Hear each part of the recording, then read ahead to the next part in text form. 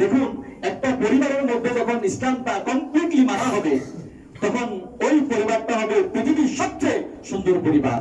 এর মধ্যে কোনো সন্দেহ আছে? লাম ইয়াকুন শাইআম মাযকুরা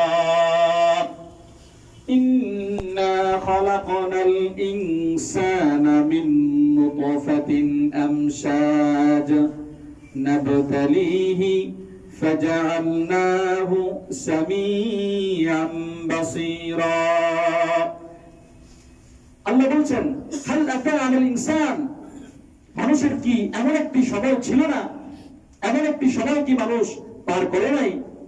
হাল আতা আলাল ইনসান হিনুম মিনাদ দাহরি লাম ইয়াকুন শাইআম মাযকুরা, যে উল্লেখ করার মতো এরকম কিছু ছিল না, একদিন আমাদের কিছু ছিল না, এরকম একটি সময় কি আমাদের যায় নাই? আল্লাহ এই সময়টাকে বোঝাচ্ছেন। ওয়াল আসবরে আই আদ-দাহর, দাহর মানে হলো সময়। এরপরে আল্লামা সাইয়্যিদি আবার লিখছেন, আদ-দাহর মানে হলো as-সাআ। আদ-দাহর মানে কি? as-সাআ, সাআ মানে হলো কিয়ামত। সাআ মানে কি? কিয়ামত। আল্লাহ বলছেন, ইন্নাস সাআতা লাআতিয়াতুন লা রাইবা ফিহা ওয়ালাকিন্না আকসারান নাসি লা ইউমিনুন। ইন্নাস সাআ, নিশ্চয় কিয়ামত, লাআতিয়াতুন লা রাইবা ফিহা, অবিসম্ভাবী, আসবেই আসবে, নিঃসন্দেহে, এর মধ্যে কোনো সন্দেহ নাই। ওয়ালাকিন্না আকসারান নাসি লা ইউমিনুন, এটাও অনেকে বিশ্বাস করে না। সবাই কি বিশ্বাস করেন? না। সবাই বিশ্বাস করলে কি নামাজ কখনো ছাড়তেন? না। সবাই বিশ্বাস করলে কি ফজরের সময় আপনি ঘুমিয়ে থাকতে পারতেন?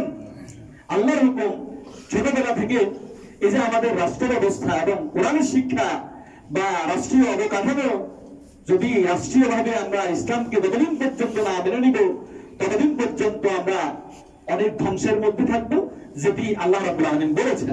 দেখুন, একটা পরিবারের মধ্যে যখন ইসলামটা কমপ্লিটলি মানা হবে, তখন ওই পরিবারটা হবে পৃথিবীর সবচেয়ে সুন্দর পরিবার। এর মধ্যে কোনো সন্দেহ আছে? না।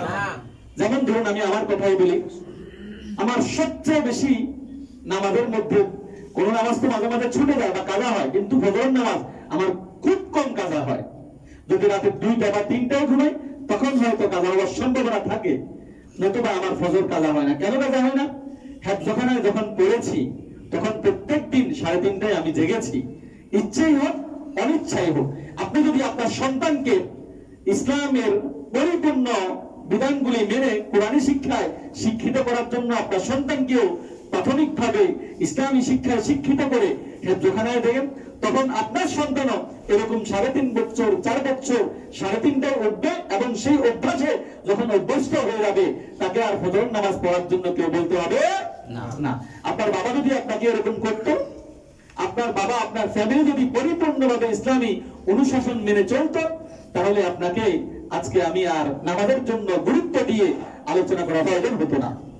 এরপরে যখন আমরা জামাত লাইনে পড়া শুরু করছি, তখন আমাদেরকে গুরুত্ব দিয়ে ফজর নামাজ পড়তে হতো। এখন আমি মিশরে অনেক সময় দেখা যাচ্ছে 12টায় ঘুমাই, কিন্তু আমাকে 6টার আগে অবশ্যই ডাকতে হবে। অভ্যস্ত হয়ে গেছি, নামাজ পড়া ছাড়া আমার ঘুমই আসে না।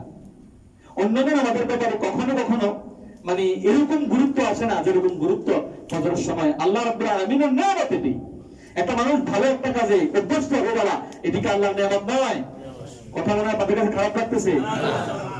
শেষ করে দিব? কেউ শুধু হাত তুলবেন, হাত তুলবেন মানে আমি শেষ করে দিব। পরে আবার বলবেন না তো হুজুরের সময় বেশি খেয়ে ফেলছে, না এটা বলবো না, তাহলে তো মনে কষ্ট হচ্ছে।